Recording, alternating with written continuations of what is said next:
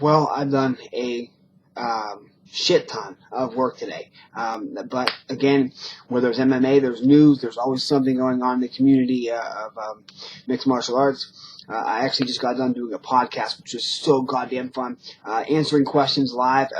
9/10 of people that were in there actually knew who I was or had heard of me. And once the playlist was put up, it was fun to let people pick which video they like the best, and or at least tell me about it and answer all their questions right then and there. It was really pretty sweet. The undercard of this thing is sick. The fighting, the matches on here are sick, but out with an injured groin goes LeVar Johnson.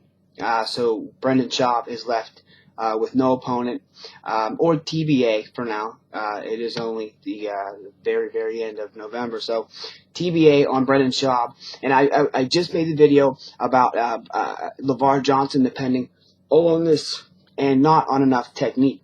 Especially not, I mean, he's probably a wrestler or has wrestling background or something.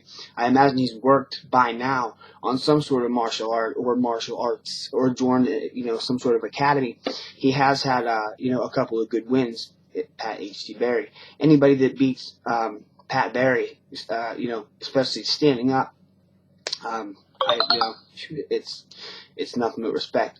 I never liked the guy. He just reminds me of a convict. He reminds me of like a one-dimensional. It just looks like he's not going to be around for long. I mean, he's not going to make a splash. And like I said, I really like fighters like, for example, with John Jones that are going to come out every single time, and every single time I see them on pay-per-view, I know I'm going to see a spectacle. Jose Aldo.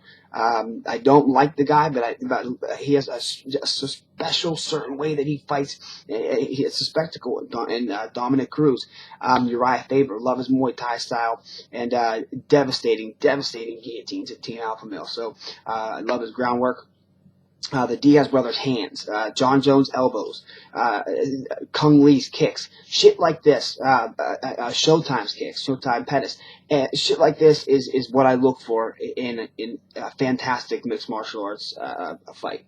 If these fighters, any of these fighters I just listed are on the card, I mean, I usually watch them all anyway, but especially if those guys, it's that signature style, that something that you're not going to see, Lyoto Machida, that style that you just can't emulate. There's that one guy that does it, and he's on the card, he's on that card. I'm digging it. I'm watching it. My top three: Nick Diaz, John Jones, and Lyoto Machida all day long.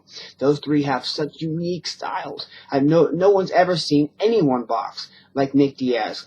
He didn't bust out. He didn't really bust it out or test it out until the Robbie Lawler fight back in the day. It was still UFC.TV. Actually, when that fight happened, he ended up knocking out the devastating striker and Robbie Lawler. They introduced Nick as a jiu-jitsu fighter, and they said they were pretty shocked that Nick was quote-unquote more than holding his own with Robbie Lawler. He boxed Robbie Lawler up, and just the volume of punches that turned into the Stockton slap affected Robbie Lawler quite a bit. And then bing, right in the button, Nick hits him, he falls, face plants, fight's over. So moving on. LeVar Johnson is out with a groin injury. He will not be fighting Brendan Schaub. Let's get started on this undercard. Right off the bat, there's Scotty Jorgensen. Now, I understand that he hasn't had the greatest UFC experience ever since the WEC and the UFC were absorbed into one, which I never liked. I didn't like that idea from day one. When I heard that, I didn't believe it. It's because I didn't want to believe it. The WEC was that was my favorite. I like the scaled down blue cage. And, the UFC to hold up to 155, and then, the WEC to hold, the lighter weight fighters. And then you had bases like Miguel Torres and Mike Brown and Uriah Faber and Showtime Pettis and Benson Henderson, Donald Cerrone. You had stars like that in the WEC, and then you had superstars in the UFC. They were two different things, but they were just, they were both incredible. Those were the top two for a while. And, Zuffa buys everything, so. Scotty Jorgensen, I'm not really enjoying, his UFC experience right now. I can't speak for him, but I mean, I wouldn't be. 13-6. He's gonna be going up against John Albert, who's 7-3. And something about John Albert. Let's check real quick about John Albert. He's just 26 years old. Scotty Jorgensen's only 30, but I've heard one of my idols, Jens Pulver, say sparring with Scotty Jorgensen will leave you sore for days. John Albert's a striker in his own right. Yeah, he's going to enjoy a nice reach advantage and also a height advantage over Scott Jorgensen. And I'm not going to do any picks. I just want to show you guys how sick this undercard really is. Eve Edwards is going against Jeremy Stephens. Now, in the past, I've seen Jeremy Stephens let me down. He did let me down with the Melvin Guillard fight. He and Melvin Guillard are two people that go out there and they bang. They give it their all. They go for the knockout. They fucking go for it now. I love the way that those guys fight. I've seen Jeremy Stephens, I think it was Rafael dos Anjos, or I could be wrong. I can't remember what fighter it was that Jeremy Stephens knocked out a few years ago. And it was this uppercut that he went into, almost got a running fucking start into this uppercut. And Joe Rogan even laughed. He said, "Look at the wind up to that thing." And then he goes running head first like this into the UFC octagon and bounces his head off. I mean, he's just a wild man, Jeremy Stephens. And then you see him fight someone against Melvin Guillard, another wild man with an insane record. He has like over 100 fights. And we get a 3-round decision, a boring 3-round decision. Anyway, speaking of having like over 100 fights, we have his opponent, and that's Eve Edwards with a wealth of experience. Joe Rogan just said recently that he would prefer to have the wealth of experience and to be a seasoned vet than to have a youth advantage. Youth is not really an advantage. He'd rather be a seasoned vet. He thinks that's certainly key. I disagree. I think youth is an advantage to Gustafsson, Jones, Aldo, everyone, Showtime, Pettis, Nate Diaz, all these guys right now are in their, early, mid to late 20s. It seems like once you hit 30, it's all downhill from there. Nick Diaz is 30 years old, but that motherfucker will never stop getting better. He's just an incredible endurance athlete. Eve Edwards, he's been around the world. He has a wealth of international experience. He's not going to wilt underneath any pressure. Jeremy Stephens, 20-8. Eve Edwards, 41-18, 1-1. That's his record. That's incredible. I think Jeremy Horn has something like 200 fights. There's like Shannon the Cannon Rich that have literally 500 fights.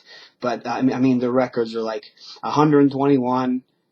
To 133 and 33 no contests and 77 draw. I mean, it's really, check him out. Shannon the Cannon Rich. Shannon Rich, he's an MMA fighter. Look at that guy's record. He actually fought in Pride before, so kudos. Moving on. We have someone I'm a huge fan of. Came out the Ultimate Fighter, but I knew him before he was an Ultimate Fighter alum. Going into the house, coming out of the house, and into UFC Octagon. Nam Fan. I knew who he was. I was rooting for him. I thought for sure he was going to be able to pull it off just as easy as Mac Danzig pulled off.